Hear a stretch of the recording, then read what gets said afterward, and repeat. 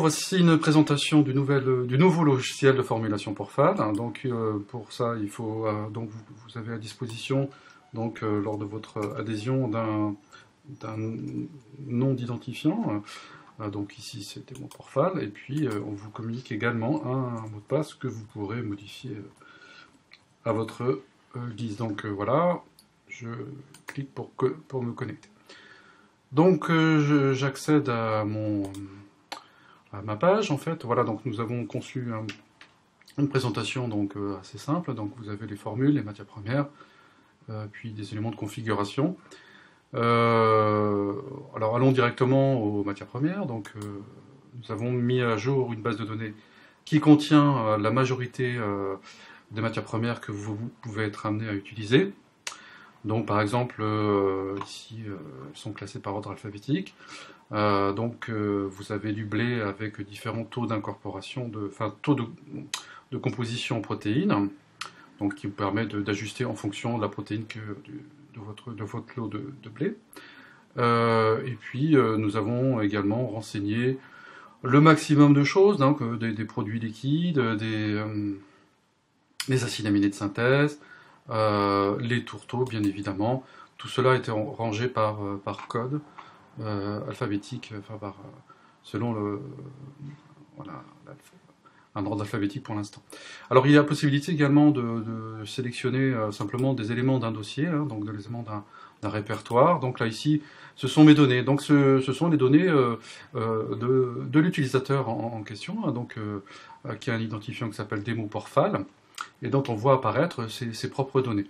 Alors, par exemple, il peut paraître intéressant d'introduire un autre tourteau ou une autre matière première. Donc, on va prendre, par exemple, on va chercher une autre matière première. Donc, pour l'introduire dans cette famille de mes données, puisque nous laissons à disposition donc toutes les matières premières, voilà, que j'ai décrit précédemment, et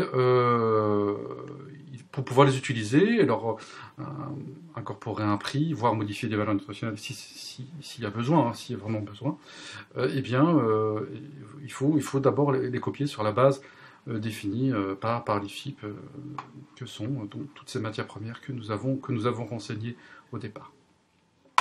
Donc voilà, je vais rechercher un autre tourteau. Donc il y a la possibilité d'utiliser cette partie ici, donc pour pouvoir filtrer un certain nombre de matières premières simplement qui contiennent l'expression tour ici. Donc je dois chercher, voilà, le tourteau tournesol décortiqué. Donc je clique dessus, puis je clique également après sur création pour pouvoir sélectionner cette matière première là et en faire une copie qui je vais pouvoir voilà, donc elle va être renseignée en termes de toutes les valeurs nutritionnelles sont renseignées, c'est une copie conforme de la valeur donnée par l'IFIP, et donc on en fait un enregistrement en lui donnant. On va voir après comment on va gérer l'ensemble des prix. Donc ça y est, c'est créé. Donc si je retourne, vous voyez, elle est enregistrée ici dans mes dossiers qui s'appellent mes données. Donc on va faire apparaître, on va voir si cette matière première là apparaît donc dans la liste des matières premières de démo pour FAL. Alors bien sûr, il me renseigne que les matières premières qui commencent par, qui contiennent tour. Donc voilà, j'élimine cette fonctionnalité-là et j'arrive à avoir ma liste et avec le tournesol décortiqué qui vient d'être renseigné. Donc voilà. Ensuite, vous allez avoir besoin de renseigner des prix, donc de façon régulière. Donc le plus simple, c'est donc de les faire par liste comme ça. Donc on sélectionne l'onglet précédent. Donc je reviens sur ce que je viens de faire. Donc prix de matière première, sur ma liste de matières premières que j'ai sélectionné à partir de l'ensemble de la base pour FAL. Prix matière première. Je sélectionne donc à ce moment-là une série de prix. Donc le plus simple, il me semble, c'est d'avoir une liste de prix, voilà, donc qui appartient à des mots pour FAL, voilà, et que je vais demander de voir et puis de valider. Et donc en l'occurrence, eh bien, ces prix ont déjà été renseignés, puisque la base a été en partie renseignée pour cet exercice-là. Eh bien, on va pouvoir ici, comme sur un tableur Excel, renseigner un prix pour le tourteau de tournesol décortiqué. Alors là, je ne sais pas quel prix, on va lui donner 240 € voilà, peu importe le prix. Donc 240, je valide, j'enregistre ça, et voilà, l'enregistrement est sauvegardé. Donc j'ai renseigné, donc je peux venir très régulièrement, à partir de cette liste de prix, la renseigner tous les mois hein, pour refaire les formules, ou tous les 2 mois si on a envie, ou tous les 6 mois, enfin il faut le faire le plus souvent possible.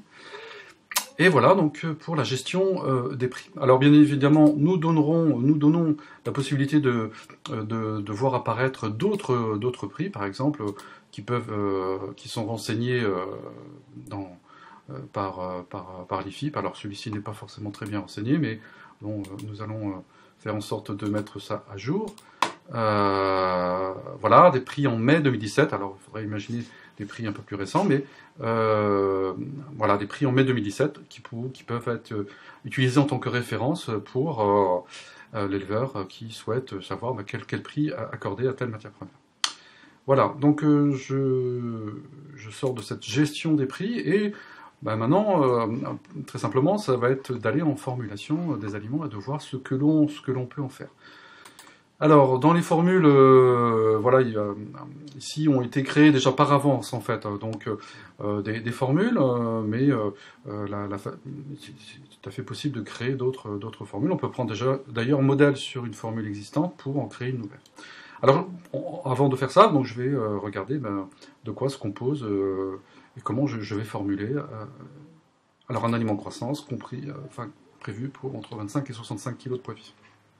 Voilà, donc on arrive à cet écran-là, qui nous donne donc à gauche une composition matière première, hein, voilà, tous ces éléments-là. Donc on vérifie bien qu'on a bien toutes les matières premières de l'éleveur, qui nous indique, grâce à cette icône, et puis également tout un tas de nutriments qui sont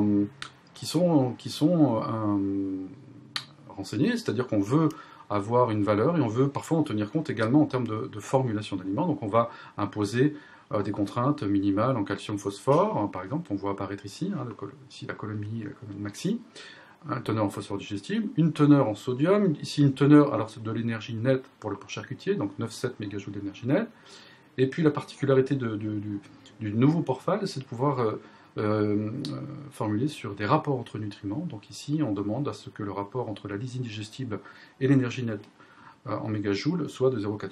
On fait la même chose pour les rapports entre acides aminés. Hein, on cherche, vous savez, la question de la protéine idéale nécessite de respecter un profil en acides aminés qui correspond à des rapports optimaux entre les différents acides aminés relativement à la lysine.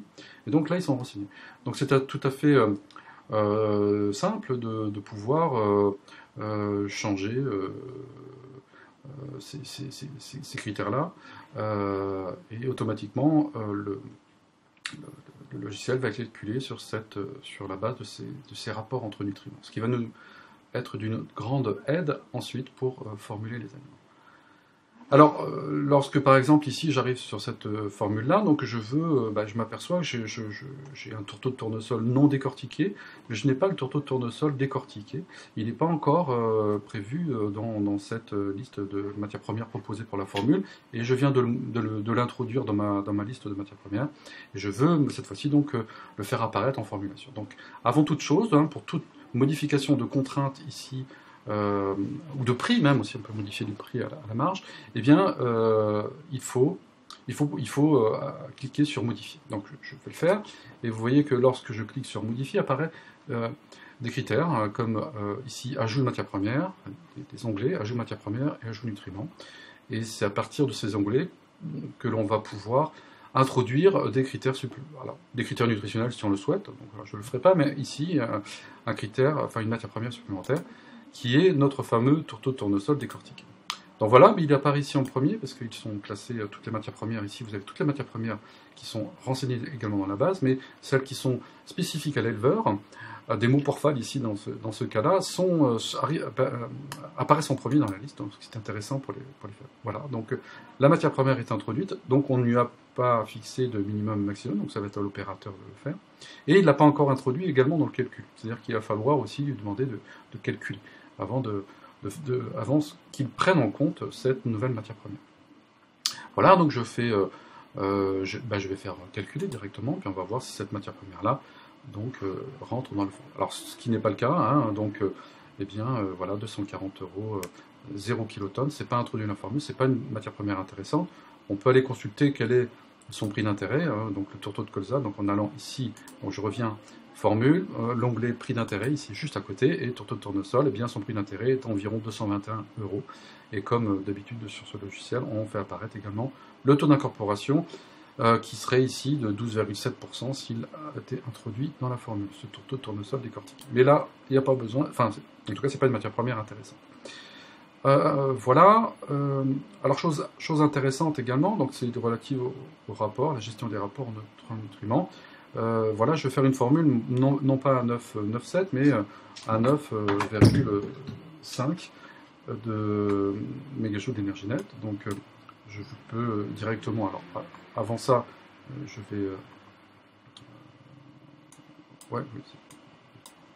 Donc, je vais renseigner la valeur que je souhaite faire apparaître, donc 9,5, et je vais lui demander de calculer cette nouvelle en tenant compte de ça. Alors l'avantage, c'est que de pouvoir travailler en ratio, c'est qu'il va automatiquement tenir compte de cette nouvelle valeur en énergie nette pour déterminer quelle est la teneur en lysine digestible qui permet de respecter un ratio lysine énergie de 0,9. Donc il va modifier la teneur ici de son trade, il va la baisser légèrement, donc il va appliquer 0,9 fois 9,5. Et puis pareil, exactement pareil pour tous les rapports entre acides aminés, enfin tous les besoins en acides aminés. Il va faire exactement la même chose pour tenir compte de ça. C'est un sacré avantage pour aller un peu plus vite parce qu'on a des formules qui changent un peu, et où on veut en tout cas changer, voir la composition, si on fait varier légèrement à la base la composition, enfin la teneur en énergie. Donc vous voyez, il l'a fait, il l'a respecté. Voilà. Donc, et puis après, je peux modifier également si je ne veux pas, si je veux modifier les rapports entre acides aminés. Bon, ça c'est pas forcément conseillé, mais voilà, tout est ouvert. Donc on voit qu'ici il y a une contrainte qui est devenue saturante, hein, c'est-à-dire que là, le 5% de cellulose brute pose problème, donc on peut se poser la question de savoir si on va lâcher un peu cette contrainte-là. Donc pour ça, c'est toujours la notion de sensibilité de prix, et on va voir dans cette sensibilité de prix si cette contrainte-là a une valeur duale très importante. Ici, on gagnerait alors 0,1 € si on si on passe à 5,1% au lieu de 5% maximum. Donc c'est pas forcément quelque chose qu'on ferait compte tenu du gain qui est pas très important. Donc, voilà, c'est comme ça que l'on gère l'ensemble de la formulation. C'est toujours les mêmes critères, mais la grande nouveauté, c'est de pouvoir gérer les nutriments, les rapports entre nutriments, donc gérer plus facilement la formulation. À partir de cette formulation, donc que je vais enregistrer, voilà, chose qui est faite, eh bien, je peux faire des impressions, donc sous la forme le plus naturellement possible des fichiers, directement un fichier Excel, si on le souhaite. Voilà, que je fais apparaître ici. Le temps qui s'ouvre. Voilà, la composition voilà, apparaît, ce qui permet de gérer ces formules, de pouvoir introduire dans un fichier qui permet de calculer les besoins en matière première. Bon, tous les nutriments apparaissent également, c'est pas l'objet. On peut aussi vouloir faire parfois des sorties étiquettes, donc en gérant simplement un certain nombre de nutriments qui nous paraissent intéressants à faire apparaître dans une formule. Voilà, tous ne sont pas intéressants dans cet exemple-là. Voilà, donc voilà comment on formule, et puis à partir d'une formule existante, voilà, donc je reviens à la liste de mes formules, j'ai la possibilité de créer, donc ici je peux, en demandant création, de faire apparaître, donc je vais créer une copie de cette formule croissance, et je vais l'appeler, vous devinez, une formule finition. Voilà, alors je précise, finition. J'enregistre, voilà, c'est fait, et je vais pouvoir aussi, merci, il me dit que c'est fait, hein, donc, ensuite, comme c'est une formule finition, les ratios vont être modifiés, et il y en a un surtout qui est à modifier, c'est le ratio des limites sur énergie. Donc, alors, là je me fais encore avoir, il faut aller demander modifier. Voilà, il a bien intégré le fait que je voulais modifier un élément de la formule. Voilà, j'ai validé, et je dis à ce moment-là, voilà, c'est la seule chose à laquelle je pense pour modifier les formules. Alors il y aurait aussi les taux de protéines, hein, donc voilà, un taux de protéines de 150, Ensuite, ici, bon, ben, en formule Corpen, normalement, on doit être à 4,5. Donc, j'ai oublié quelques nutriments, hein, pas des moindres. Donc voilà, phosphore digestime. Le reste, je n'ai pas forcément raison de le changer. Ici, voilà, cellulose brute, on va lâcher également cette contrainte-là, puisqu'on a des aliments un peu plus fibreux pour ces animaux-là. Voilà, et je fais calculer, et automatiquement, eh bien, il a tenu compte de cette modification, et il a tenu compte, voilà, des rapports entre acides aminés. Donc c'est relativement simple de passer d'une formule à l'autre sans se poser trop de questions. Et voilà, je peux enregistrer cette formule. Alors, chose que je peux également vous montrer, donc ici vous avez donc, la formule finition qui apparaît maintenant.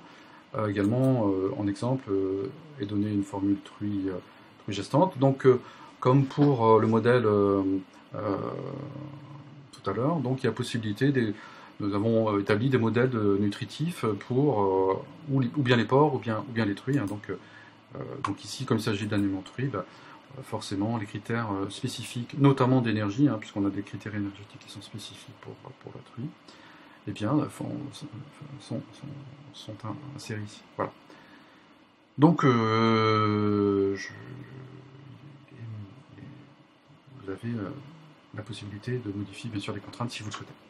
Mais on a des modèles, voilà, qui sont déjà créés, qui peuvent voilà, au moins vous lister l'ensemble des nutriments qui vous sont nécessaires. Je voudrais juste vous montrer ce petit icône là ici, là, qu'il faut valider, enfin qu'il faut cocher pour que, donc pour le faire apparaître, voilà, en plus foncé. Donc j'ai cliqué sur modifier.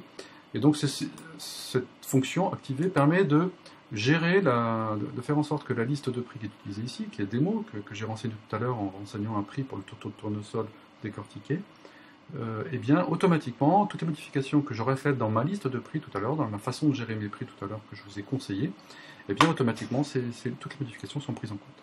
Si ça n'est pas activé, ben, c'est pas pris en compte, il n'y a pas de bien. Voilà. Et bien, je pense avoir à peu près décrit l'ensemble des fonctionnalités de ce logiciel pour une utilisation à destination d'éleveurs ou de techniciens qui encadrent les éleveurs. Voilà. Bien, je vous remercie. Au revoir.